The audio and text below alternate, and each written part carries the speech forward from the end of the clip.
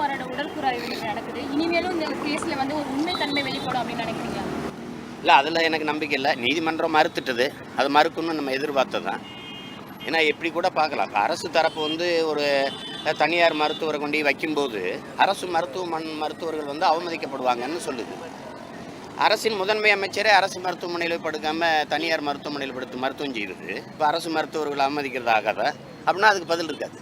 நாம் கேட்குறது இது கொலைன்னு நாங்கள் நினைக்கிறோம். நீங்கள் தற்கொலைங்கிறீங்க. தற்கொலைக்கான எந்த ஆதாரமும் எங்களுக்கு முன் வைக்கப்படலை. அப்போ இது கொலைன்னு சொல்கிறதுக்கு நாங்கள் பல காரணங்களை சொல்கிறோம். இது கொலையாகத்தான் இருக்க முடியுங்கிறதுக்கு. இல்லை தற்கொலை தான் நிரூபிக்க எந்த ஆதாரத்தையும் நீங்கள் எந்த ஆவணத்தையும் நீங்கள் தரலை. அப்படிங்கும்போது அரசு தரப்பு வந்து இதை தற்கொலைன்னு முடிவு கொண்டு வர தான் நினைக்கும். அப்போ அரசு மருத்துவர் வந்து அரசு என்ன சொல்லுதோ அதுதான் சான்றிதழாக தருவாங்க. அதனால் நம்ம அதில் ஒரு நம்பிக்கை வராமல் நம்ம இன்னொரு பொதுவான ஒரு மருத்துவரை வைக்கணும்னு நம்ம கோரிக்கை வச்சோம். அதை ஏற்கலை. இப்போ ஒரு வழி இல்லை. அது என்ன செய்கிறது? அதில் ஒரு முழுமையான ஒரு நியாயம், ஒரு தீர்வு வரும்னுங்கிற நம்பிக்கை எனக்கு இல்லை. அது தற்கொலைங்கிற முடிவில் கொண்டு தான் நிறுத்துவாங்க. அதை உடச்சி வெல்றதுக்கான வலிமை, ஆற்றல் நம்மகிட்ட இல்லை. அப்போ அப்படிங்கும்போது நம்ம என்ன செய்ய முடியும்? எல்லாத்தையும் சகித்து கொண்டு போகக்கூடிய ஒரு கூட்டமாக நம்ம இருக்கோம். இப்போ இந்த கேஸோட நீதி அழிக்கப்பட்டுருச்சு தானே. சுவாதி மரணத்திலேயே பல கேள்விகளையும் நம்ம எழுப்பணும்.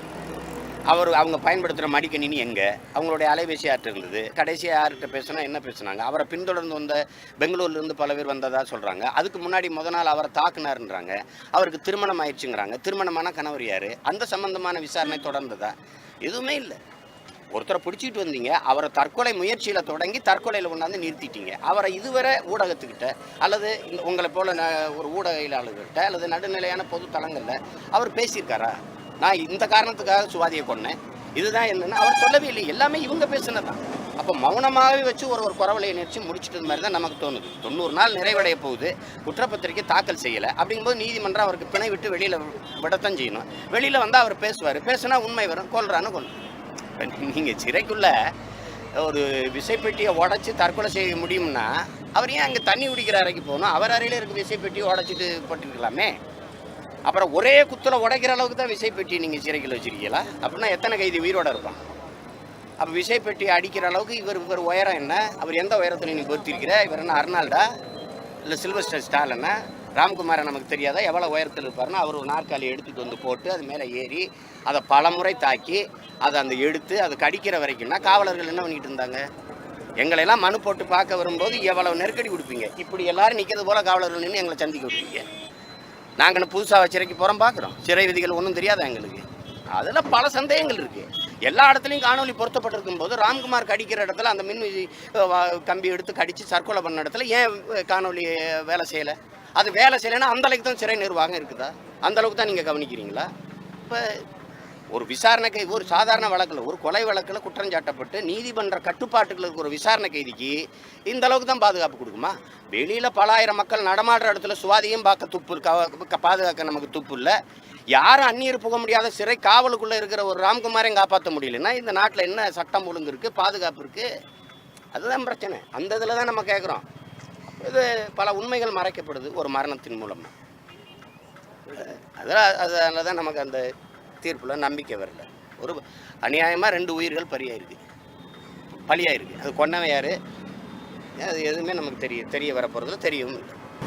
முதல்வர் ஜெயலலிதாவோட உடல்நிலை வந்து ரொம்ப ரகசியம் வைக்கப்பட்டிருக்கு. அதை எப்படி இருக்காங்க அதை பற்றி? மாண்புமிகு தமிழக முதல்வர் ஜெயலலிதா அவர்கள் உடல்நலம் பெற்று அவர்கள் மறுபடியும் கட்சி பணியை ஆட்சி பணியை செய்யணுங்கிறத நம்ம நிறைந்த அன்போடு அவங்கள வாழ்த்துறோம். ஆனால் அவங்க உடல்நலம் குறித்து வருகிற தேவையற்ற வதந்திகளை நாம் நம்பிக்கொண்டு அதில் ஒரு பதட்டமான சூழ்நிலைக்கு போக வேண்டிய தேவையில்லைங்கிறது தான் என்னுடைய கருத்து. ஏன்னா அது மருத்துவர்கள் அரசு தரப்பில் என்ன சொல்கிறாங்களோ அதை தான் நம்ம நம்பி ஆகணும். யாரோ தனிநபர்கள் அது சம்மந்தப்படாதவர்கள் தொலைதூரத்தில் இருந்து பரப்பி விடுற அந்த வதந்திகளை நம்ம நம்ப தேவையில்லை. நாம் மருத்துவர்கள் சொல்கிறாங்க நலமுடன் இருக்கிறாங்கன்னு நம்பிக்கையோடு இருப்போம், எதிர்பார்ப்போடு இருப்போம்.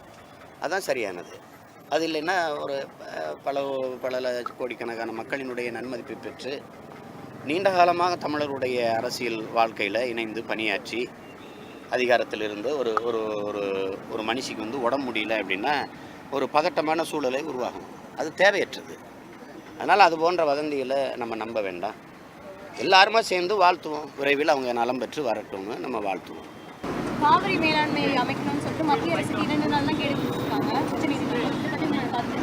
அதை நாங்கள் வரவேற்கிறோம். ஏன்னா நீண்டகால தமிழ்நாட்டினுடைய கோரிக்கை, அனைத்து கட்சிகளும் தமிழக அரசும் ஒருமித்து கேட்ட ஒரு கோரிக்கை அது. அதை உச்சநீதிமன்றம் அழுத்தம் கொடுத்து விரைவில் அதை அமைக்கணும்னு சொல்லியிருப்பது நமக்கு ஒரு நம்பிக்கை தருது. அது ஒரு மகிழ்ச்சியோடு வரவேற்கிறோம். தமிழனாக பிறந்து தமிழ் தேசிய இனத்திற்கு பெருமை சேர்த்த பெருமகன், தன்னுடைய அசாத்திய கலைத்திறனால் இந்த உலகத்தையே அசத்திய மாபெரும் மேதை, அவருடைய பிறந்த நாளில் அவருடைய அன்பு பிள்ளைகள் நாங்கள் அவருக்கு புகழ் வணக்கம் செலுத்துகிறோம். இந்த நாளில் அவருடைய சாதனைகளை போற்றி பெருமிதத்தோடு நாங்கள் நினைவு கூறுகிறோம். நாம் தமிழர் பிள்ளைகள் அவருக்கு பெருமிதத்தோடு எங்களுடைய அன்பு நிறைந்த புகழ் வணக்கத்தை செலுத்துகிறோம்.